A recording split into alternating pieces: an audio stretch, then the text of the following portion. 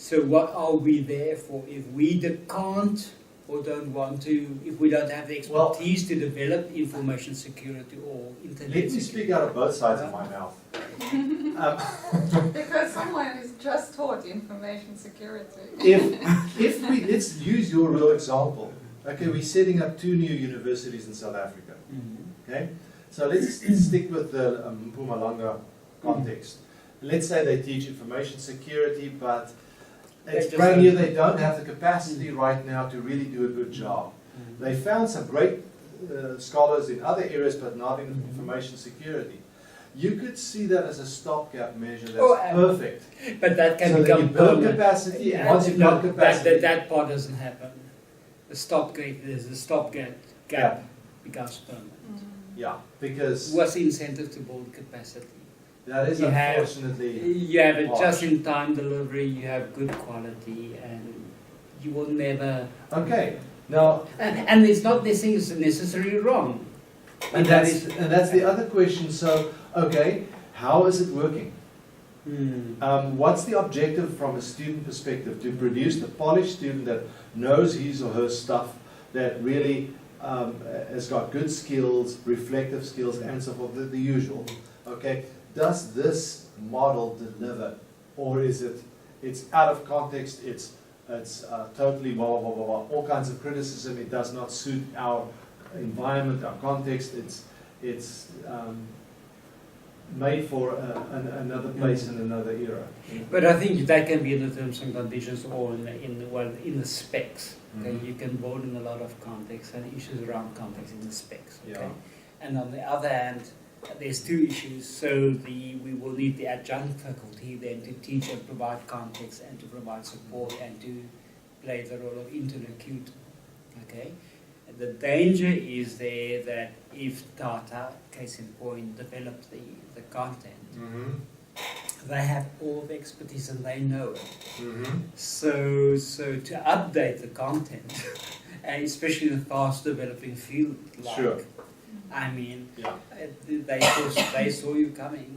I 2 think years. the cost control is going to be difficult. Yeah, so 2 years ago you'll be knocking on their door to say, or they'll be knocking on your door to say the field has moved, and you can either go somewhere else that will develop this product from afresh, or you've got our number. So it's basically licensing agreement. Almost. And I think as an honest academic, it is maybe premature to come out on one side or the other of an issue like this, just because I'm an academic and I feel threatened, and because I feel threatened, I've got to fight this new development. I think it's honest to say, who are you fighting for yourself or for your students? But I think there's the 2 issues. There's if you have the expertise, if you are the information or internet security guy, the dude. Now we're talking about academic capitalism, that you can sell your expertise to startup. Yeah. Well, that's what happens with Cengage and all these people. Yes. That's exactly what they do. Yeah, so they constantly scan the academic field. Oh, yes. They pick the stars and they go and make them sweet deals. I have seen that firsthand of somebody getting a wonderful book contract, serious money down, not a word written. And because they know what's going to come from it, they're going to give that person a lot of support. They know they've got great expertise here, and they produce a product that sells wonderfully. So it's a business deal that works for everybody involved on the business side, and the rest have to pay the high prices for the book. No, absolutely. So what does that do to, again, core values? Interesting when the colleague that sits on that institution's Senate can't say, she sent me an email to say, they're having this debate tomorrow, and what would my take be on outsourcing? And what was your take? I did a double take. Both sides of the mouth, huh? No. I mean, my first intuitive reaction was, "What? You cannot outsource?" And the moment you start to think, "But why not?" I think my response to her was, "Okay, let's just put everything on the table. Let's also consider outsourcing research, which also happens."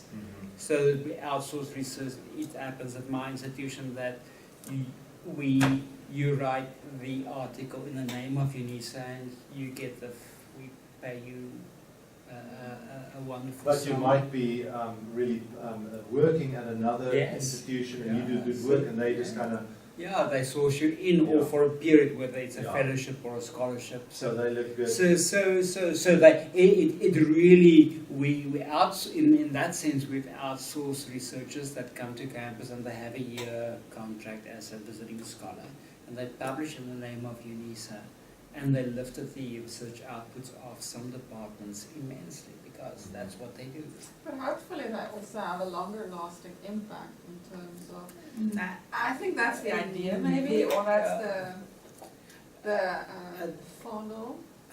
Yeah, often they are Often they are forced to have another member of faculty to co-author, which if this person really has the expertise and the gravitas, which often they have, they add your name as second author. Yeah, but it shouldn't be just this honorary authorship or this type of thing, but it should be a development process of also developing the research capacity of the institution and not just coming in, producing. And I know what happens is that I would it's just, just that's the ideal, and I almost think that's drop off and go. How many Yeah. articles do you want in this period, and we'll drop off and Yeah. we'll go. Yeah. You've got what you wanted, not Yeah. the developmental aspect. Yeah, I'm with you there. So I think have a look at the article by Barnett. I think that was 2004. Higher education is super complex. Higher education or knowledge production in the age of super complexity. There's two. I think 2004 he wrote two. Or, yeah. If you don't find it, if you Higher search, ed in the what? yeah, if you search higher ed by Ronald Barnett and super complexity, you'll find it immediately. There's two articles which Okay. use that combination in the same title. But he says there's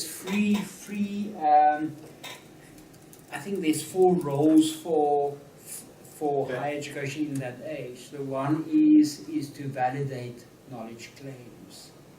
Yeah. So if yeah. Tata makes a knowledge claim or anyone makes a knowledge claim, we have the expertise to validate and critique that knowledge claim.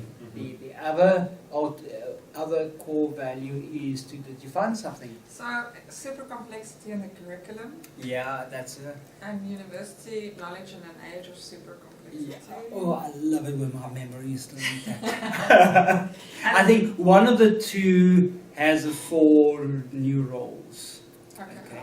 Yeah. I will Yeah, have a look. The other one is to formulate alternative values, alternative counter narratives.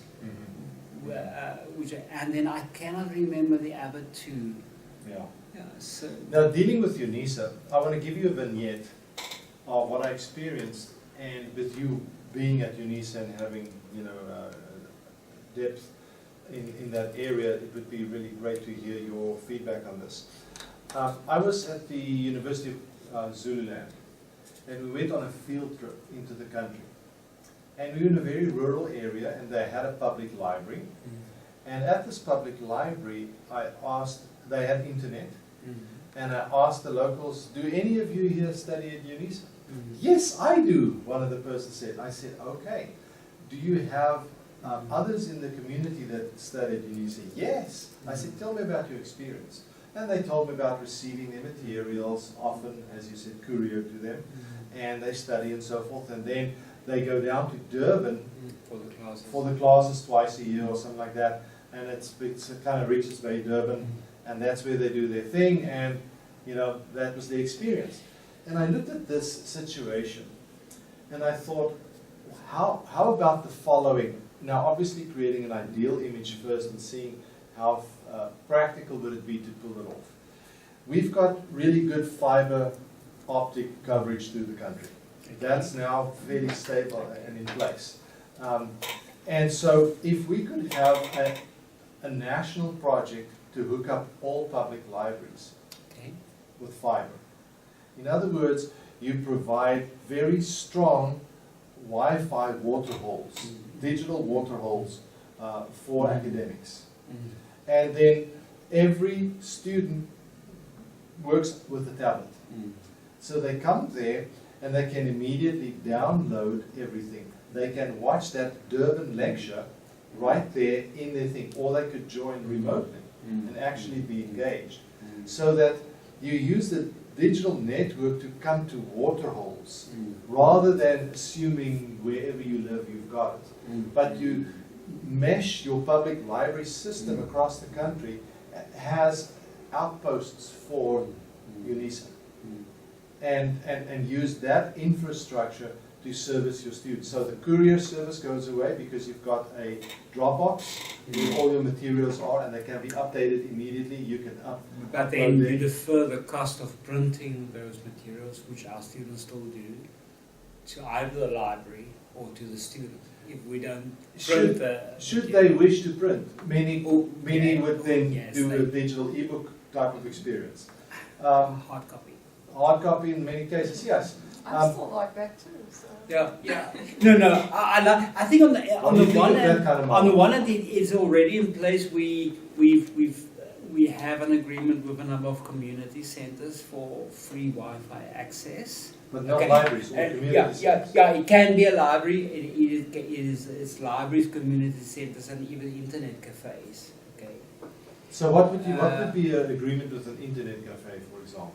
Would be to provide a student so much data per day per whatever. So I'm a student, I come to your internet cafe, UNISA. You show me your internet, your student card, and I get access for. Okay. And then. And they meter my access to make sure I don't go over the... Yeah. Okay. So that was one way to sort of address this digital divide. So on the one hand, but then we also must talk about, as we redefine our core values and our core business, I suspect libraries and public libraries are also in the business of redefining their core values Yes. and core business. And Yes. increasingly,